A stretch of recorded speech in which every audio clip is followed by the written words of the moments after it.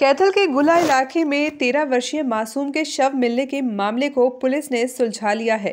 Police ने 24 घंटे के अंदर इस हत्याकांड में शामिल 4 नाबालिग बच्चों को गिरफ्तार करने में सफलता प्राप्त की है। एसपी कैथल द्वारा पत्रकार वार्ता में बताया गया कि इन चारों बच्चों का मृतक बच्चे के साथ विवाद था। इसके चलते रंजिश थी।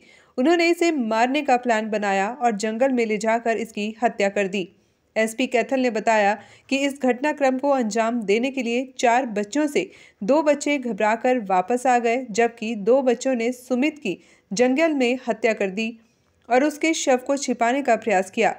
आखिर कैथल पुलिस ने कैसे महज 24 घंटे में एक ब्लाइंड मर्डर के केस को सुलझा दिया, जानते हैं एसपी कैथल से।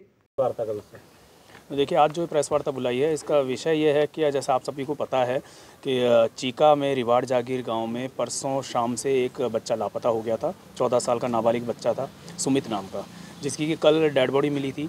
तो हमने परसों ही जैसे शिकायत मिली थी, रात को हमें 1:30 बजे पुलिस थाने में शिकायत प्राप्त हुई थी। उसके बाद 365 में मुकदमा दर्ज कर लिया गया था और कल उसकी डेड बॉडी मिलने के पश्चात उसमें 302 की धारा ऐड की गई और उसकी जो जांच हमने अपनी CIA 2 को दी हुई थी। CIA 2 ने उसमें बहुत अच्छा काम करते हुए 24 घंटे से भी कम समय में आरोपियों को गिरफ्तार कर लिया है और पूरा केस जो है हमारा सॉल्व हो गया है।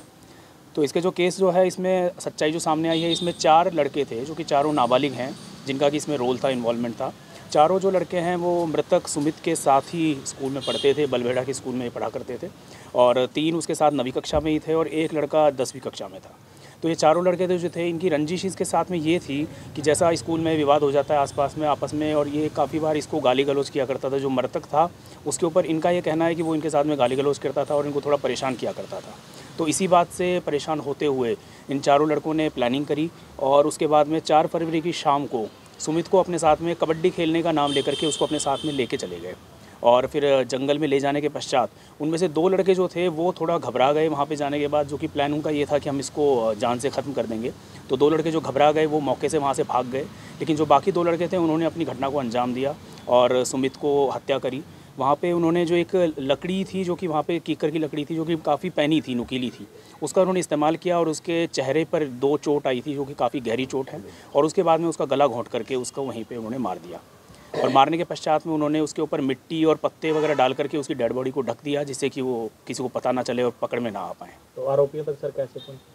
देखिए, हमने यही है कि जैसे हमने इसकी तफ्तीश CIA 2 को दी, तो उसके बाद में गांव में सारी पूछताछ की गई। जैसा भी जो बात सामने आई कि मान लो स्कूल में किसी बच्चों से आपस में विवाद है या इस तरह की बात आने के बाद में फिर बच्चों को बुला करके उनके परिवार वालों के साथ ही उनसे फिर पूछताछ की गई और पूछताछ में फिर ये बात उन बच्चों ने कबूल कर ली। जैसे कि CIA 2 ने पूछताछ की तो उसमें अपने आप ही उन बच्चों ने बता दिया कि हमने इस वारदात को अंजाम।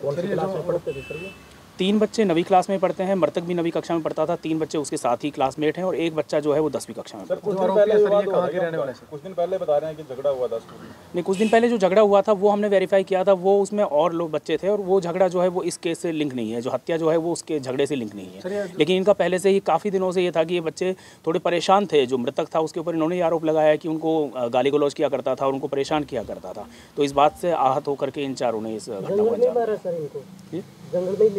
हाँ, जंगल में ले जाकर जो घटनास्थल है जहाँ पर कि ये बॉडी मिली थी, वहीं पर ही इन्होंने इस घटना को अंजाम दिया था और वहीं पे उसको मारने के बाद में वहीं पर उसके ऊपर पूरी मिट्टी और जो पत्ते वगैरह हैं उस तरीके से डाल करके उसको ढक